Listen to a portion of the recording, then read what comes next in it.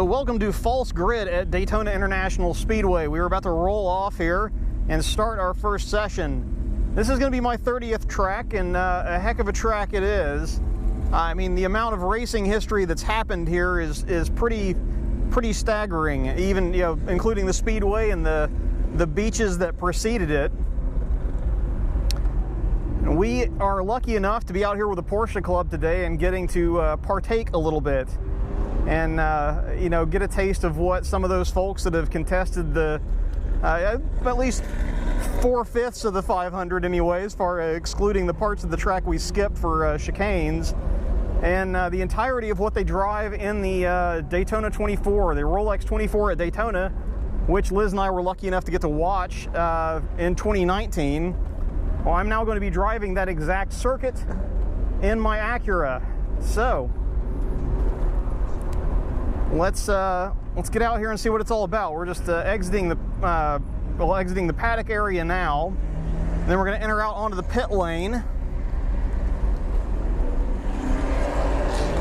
And then from the pit lane, I'll pick up a little bit of speed, but we're still going to observe kind of speed limit. He wanted us to stay 35 miles an hour. We'll go see what that guy's pulling over for, and then we'll get up here and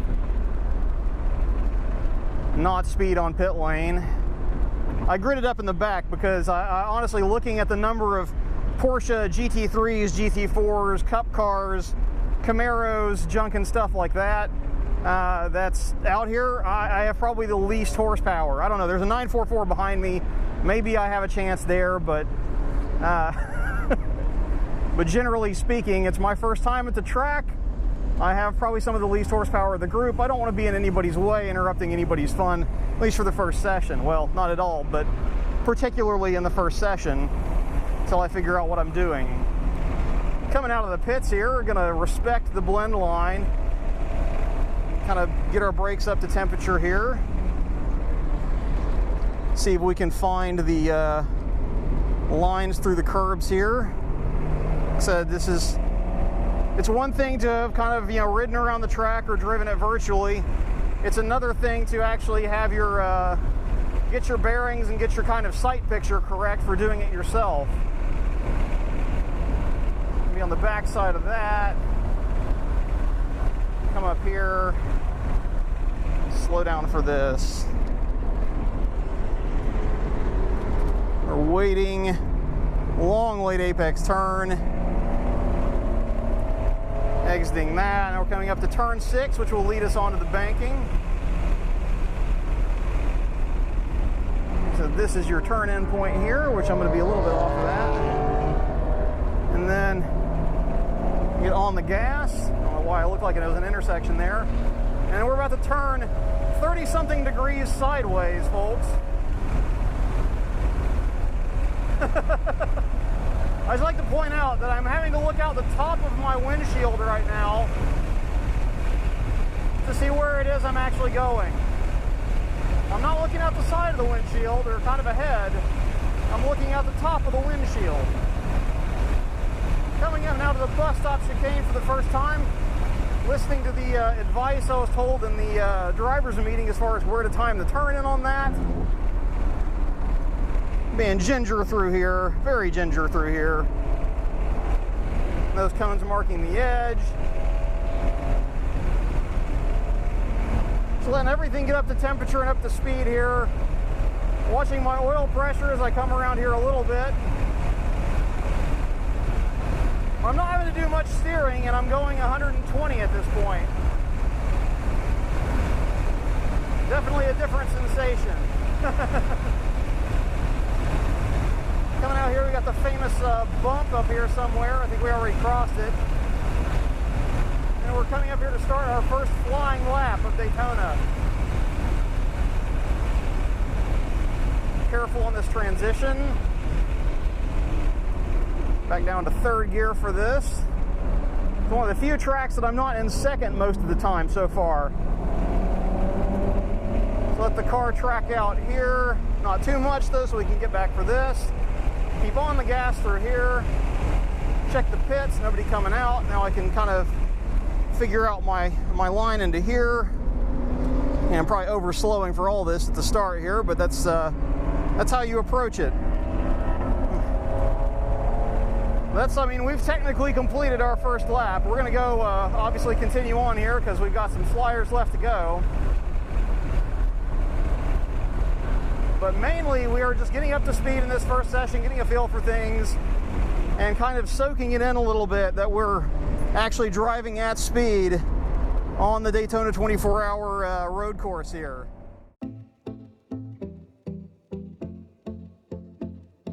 As thought-provoking as it is to consider the tire tracks that I'm driving in here, road tripping to Daytona is, for me, more nostalgic than that.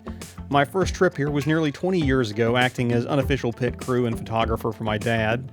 Had I been doing YouTube at that point, I probably could have given Shmee or Seen Through Glass a run for their money with car spotting, because the sadly defunct La Bella Macchina events drew some appropriately beautiful machinery. I doubt I'll ever forget filming Valentino Balboni slide a Gallardo Superleggera around their West Horseshoe, and then having to refocus the camera to capture an FXX around the same turn.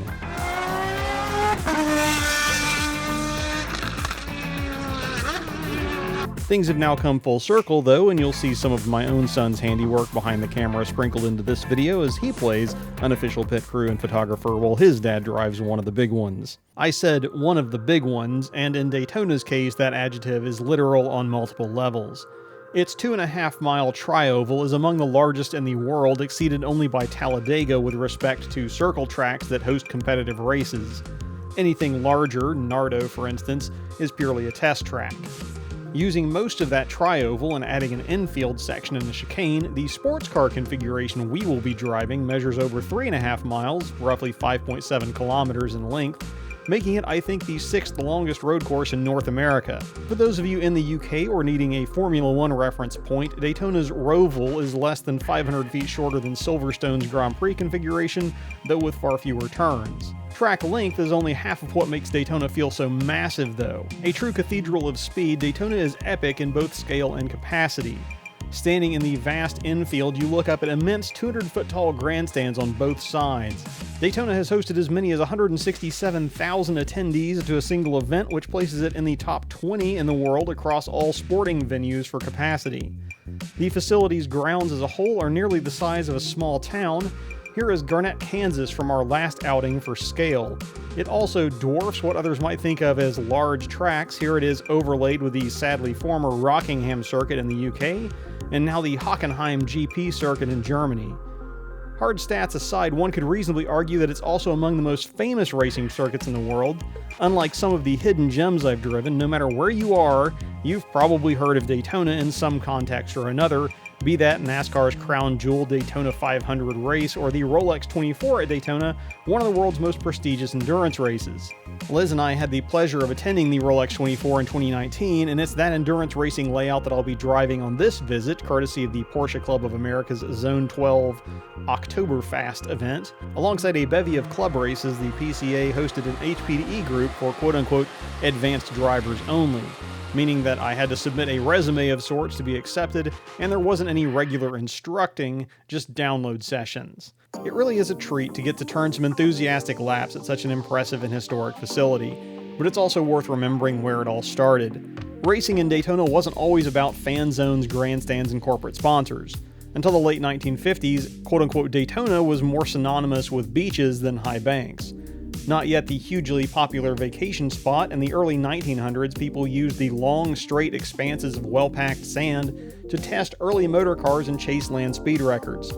Later, the flag dropped on the first organized wheel-to-wheel race in 1936. It proved popular but failed to make a profit, causing the city of Daytona to pull its investment for future events.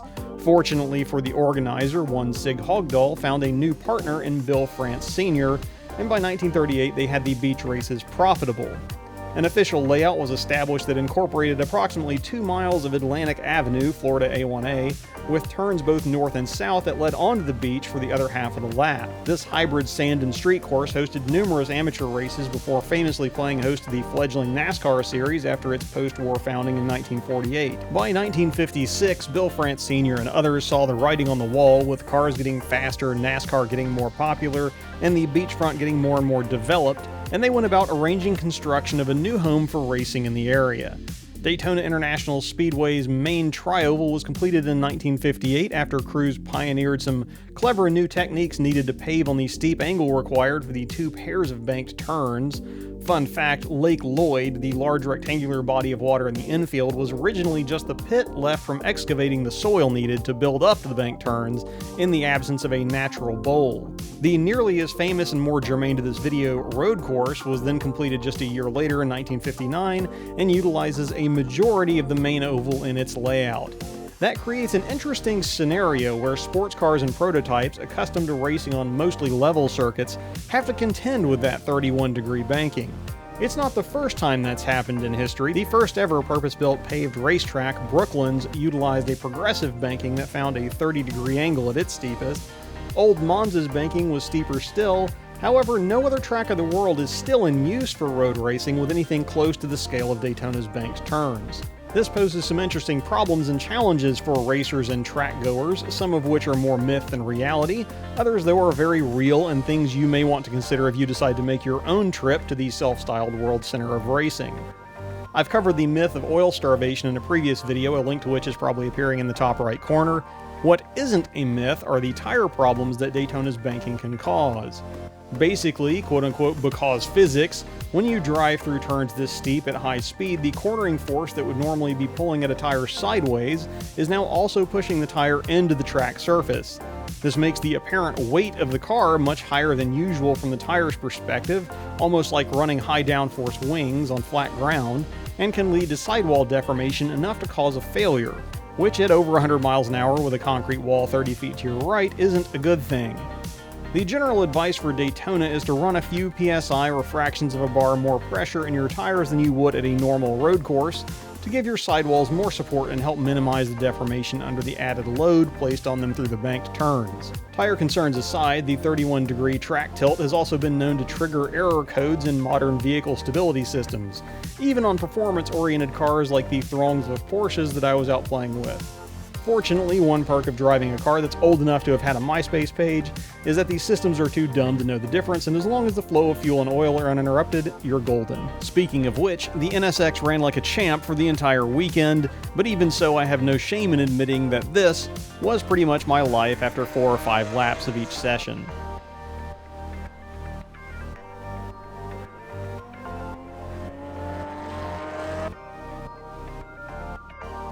A 30-year-old car with under 300 horsepower can only do so much against the winged monsters that are the modern GT underscore Porsches.